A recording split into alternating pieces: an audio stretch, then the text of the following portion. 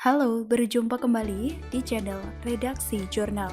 SBY semakin memudar, diterpa sinar Jokowi, ditulis oleh Panjatha di siwar.com. Bahwa SBY itu Presiden RI 2 periode, itu fakta yang tidak perlu dibantah lagi. Tapi, apa saja yang telah dilakukan oleh beliau selama 10 tahun itu, ini yang perlu diperdebatkan dengan cara saksama, supaya tidak sampai ada dusta di antara kita. Penulis menyoroti soal kalisme dan intoleransi yang mendapatkan lahan subur di era tersebut. Ketika itu, mungkin tidak terlalu dirasakan karena situasi relatif aman dan terkendali. Kondisi yang kondusif ini karena pemerintah pada masa itu memainkan politik toleransi terhadap banyak aspek, salah satunya toleran terhadap kelompok atau pihak-pihak yang menyuburkan paham kalisme dan sikap intoleransi tersebut. Selama 10 tahun dibiarkan berkembang biak, kelompok tersebut pasti merasa kuat dan percaya diri untuk secara pelan mulai menjalankan agenda yang sebenarnya, menjadikan negeri ini khilafah. Di era Jokowi, kelompok ini mendapatkan kesempatan uji coba dalam kasus Ahok yang dituding menista agama, sukses mengumpulkan massa demo, sukses pula menurunkan Ahok dari kursi gubernur. Bahkan, memaksa hakim memvonis 2 tahun penjara. Bahaya mengintai NKRI karena bibit perusak itu dibiarkan tumbuh dan menggurita di masa SBY. Untunglah di era keduanya, Jokowi akhirnya punya kesempatan untuk mempreteli gerakan anti-Pancasila ini secara perlahan. Ormas-ormas yang berjaya di masa SBY dibubarkan, pentolannya dipenjarakan. Hal yang mustahil dilakukan SBY yang cenderung melankolis dalam menyikapi segala sesuatu. Keberanian dan ketegasan yang diperlihatkan oleh Jokowi dalam menumpas kelompok-kelompok yang berpotensi membawa bangsa dan negara ke keterpurukan itu saja sudah membuat pamor SBY meredup. Memang tidak masuk di akal, seorang jenderal seolah tidak berdaya menjaga dan melindungi NKRI. Sementara, seorang Jokowi yang hanya mantan tukang mebel dengan gemilang mulai melakukannya. Belum lagi bicara soal membangun infrastruktur yang gila-gilaan di seluruh penjuru tanah air. Seperti belum lama ini Presiden Jokowi meresmikan jalan tol pertama di Kalimantan Timur yang menghubungkan Balikpapan dengan Samarinda. Satu hal lagi yang membuat Pak Mantan semakin tenggelam adalah soal proyek-proyek mangkraknya yang akhirnya dituntaskan oleh Jokowi. Berkaca dari sini, simpatisan SBY yang sedang berteduh dalam parpol pimpinan AHY pastinya berterima kasih pada Jokowi. Namun yang kerap terjadi akhir-akhir ini justru nyinyiran yang tidak berdasar. Seperti belum lama ini giliran si Taufikur Rahman, pengurus DPP Partai Demokrat, menyoroti aksi bagi-bagi bingkisan oleh Presiden Jokowi kepada rakyat sebagai tidak layak. Dalam berbagai kesempatan kepala negara memang kerap membagikan bingkisan dari dalam mobilnya. Jika ada yang tidak tepat sasaran atau sampai terjatuh ke selokan, itu kan sesuatu yang tidak dapat dihindarkan. Wajar dong masyarakat yang ingin merasakan atau mendapatkan oleh-oleh dari orang nomor satu di negara ini berebutan mengambilnya. Yang pasti hal itu bukan suatu kesengajaan. Maka jika ada narasi bahwa itu salah disengaja, maka yang bersangkutan perlu mengklarifikasi cuitan di Twitter seperti dikutip dari Suara pada Kamis 2 September 2021. Bukan sekali dua kali Pak Ed Jokowi bagi-bagi hadiah kepada rakyat dengan cara yang tidak layak, bahkan dilempar ke got. Masa iya Presiden membagi-bagikan hadiah ke rakyat dengan cara melemparkannya ke got? Ini suatu tudingan yang tidak bisa dibenarkan. Maka ketimbang meminta Jokowi bercermin, lebih baik situ sendiri yang bercermin lebih dulu. Belajar menggunakan kata-kata yang pantas. Janganlah seperti pepatah lama, muka buruk, cermin dibelah. Faktanya bukan sekali dua kali kader dan simpatisan Pak Mantan memperlihatkan sikap komentar nyinyiran yang tidak pantas terhadap Jokowi.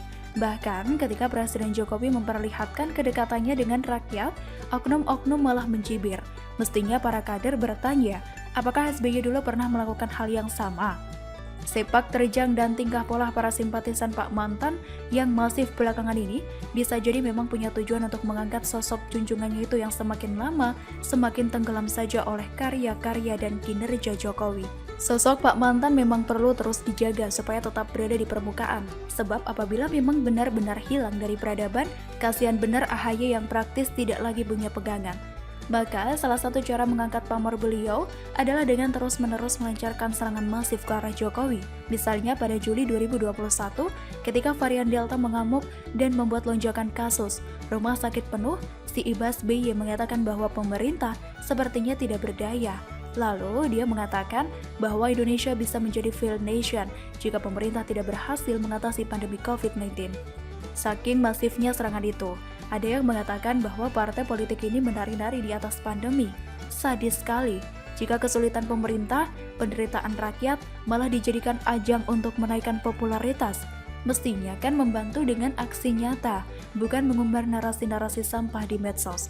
Tapi upaya mereka mengangkat sosok SBY mungkin akan semakin berat ketika pemerintahan Jokowi belum lama ini mengaktifkan Satgas BLBI. Tugas utamanya menarik kembali piutang pemerintah dari puluhan obligor atau debitur. Adapun jumlah uang negara yang perlu diselamatkan itu berkisar 100 triliun lebih. Berkisar 100 triliun rupiah lebih. Tentu saja bukan pekerjaan mudah, sebab di barisan pengemplang uang rakyat itu ada nama Tommy Soeharto, yang punya kewajiban bayar sebesar 2,6 triliun rupiah. Besar kemungkinan di antara oknum-oknum ini bercokol pula bohir-bohir yang selama ini berperan menggerakkan aksi-aksi demo untuk membuat kisruh negeri. Dan yang tidak bisa diabaikan adalah kemungkinan para bohir itu memiara banyak bazar yang kerjanya teriak-teriak merecoki pemerintahan Jokowi. Ketika ada oknum yang menuduh pendukung pemerintah sebagai buzzer, bisa jadi oknum itu sendiri buzzer yang dibayar oleh bohir. Jadi, sungguh suatu pekerjaan yang spektakuler ketika Jokowi menggerakkan Satgas BLBI ini. Suatu hal yang sepertinya jauh dari jangkauan dan juga kemampuan Pak Mantan.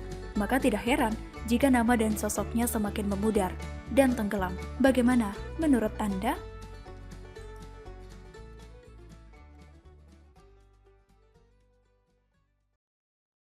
Halo, berjumpa kembali di channel Redaksi Jurnal. ICW tuduh Muldoko sembarangan, kena semprot Denny Siregar. Lembaga anti korupsi kerjaannya fitnah orang. Anies gimana? Ditulis oleh tim redaksi dari berbagai sumber. Pegiat media sosial Denny Siregar tampak geram dengan Indonesia Corruption Watch lantaran menurutnya lembaga berlabel anti korupsi itu telah melontarkan fitnah ke orang lain. Denny Siregar lewat cuitannya di Twitter pada Kamis 2 September 2021 menilai ICW telah memfitnah orang. Adapun pihak yang telah difitnah oleh ICW tersebut yakni Kepala Staf Kepresidenan atau KSP Muldoko. Dalam cuitannya itu, Denny Siregar menyertakan link artikel pemberitaan berjudul ICW minta maaf soal terlibat ekspor. Tapi ada poin krusial, kata Denny Siregar sembari menandai Twitter ICW. Makanya, hoi anti korupsi, jangan suka fitnah. Lo tahu nggak sih kalau fitnah itu kejam? Menurut Denny, kendati dirinya bukan pendukung Muldoko, namun ia merasa jijik melihat lembaga berlabel anti korupsi kerjanya malah menfitnah orang lain. Kata Denny Siregar, gue bukan pendukung Pak DR_Muldoko, tapi jijik banget lihat lembaga yang pakai label anti korupsi kerjaannya fitnah orang lain. Mengutip dari isi pemberitaan yang dibagikan oleh Denny Siregar tersebut, ICW mengaku telah meminta maaf kepada Kepala Staf Kepresidenan KSP Muldoko atas kekeliruan pernyataan soal ekspor beras.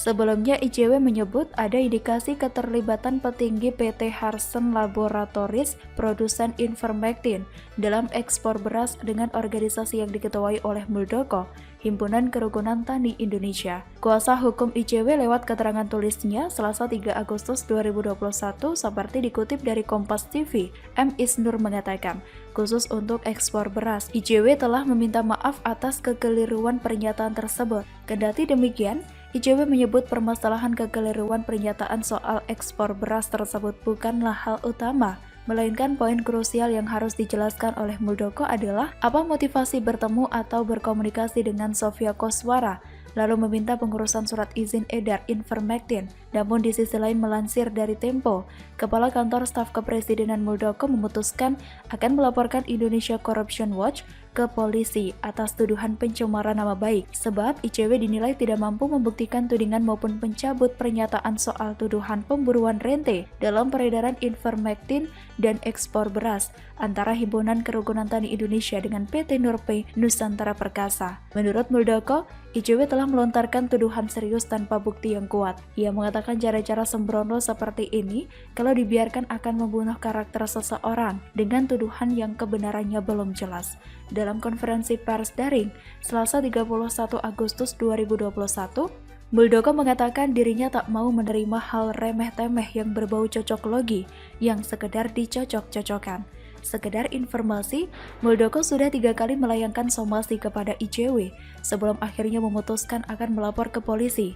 ICW juga sudah menjawab 3 surat somasi tersebut. Kendati demikian, pihak Muldoko menilai ICW tidak bisa membuktikan tuduhan terhadapnya. Lantas, Muldoko melayangkan somasi terakhir pada Jumat 20 Agustus 2021 dan memberi waktu 5 hari kepada ICW untuk meminta maaf dan meralat pernyataan mereka. Muldoko mengatakan dirinya tidak meminta banyak, cukup minta maaf, cabut pernyataan, selesai. Tapi kalau itu tidak dilakukan, terpaksa mengambil sikap yaitu melaporkan ke polisi. Pihaknya menyinggung harus kesatria untuk dapat dihormati orang lain. Menurut Muldoko, ICW seperti geng motor yang menyerempet orang. Tapi ketika di-stop, malah rame-rame mengkeroyok orang yang diserempet tersebut. Kata Muldoko, ini nggak benar cara-cara seperti ini. Selama ini ia melihat bahwa independensi organisasi masyarakat sipil cukup baik. Jangan karena kejadian ini, independensi dari organisasi itu dipertanyakan berbagai pihak. Sayang, itu imbauan dari Muldoko. Isnur menegaskan kajian seperti ini bukan kali pertama dilakukan. Sejak ICW berdiri, penelitian, khususnya soal korupsi politik, memang menjadi mandat berdirinya lembaga ini. Salah satu metode yang sering digunakan adalah pemetaan relasi politik antara pejabat publik dengan pebisnis. Atas dasar pemetaan itu, nantinya ditemukan konflik kepentingan yang biasanya berujung pada praktik korupsi. Harusnya ICW juga bahas soal kelebihan bayar dan Formula E yang sedang diributkan itu. Diulas di mana-mana, media pun memberitakan, ICW kemana aja? Harusnya lebih keras berteriak dong, itu baru adil dan tidak berat sebelah. Justru menempuh jalur hukum adalah jalan yang tepat di saat dua pihak berusaha mempertahankan ego dan keyakinan masing-masing. Jangan sebut ini otoriter. Jalur hukum itu bagian dari demokrasi. Kalau otoriter, ICW pasti tidak akan hidup tenang kan? Bagaimana menurut Anda?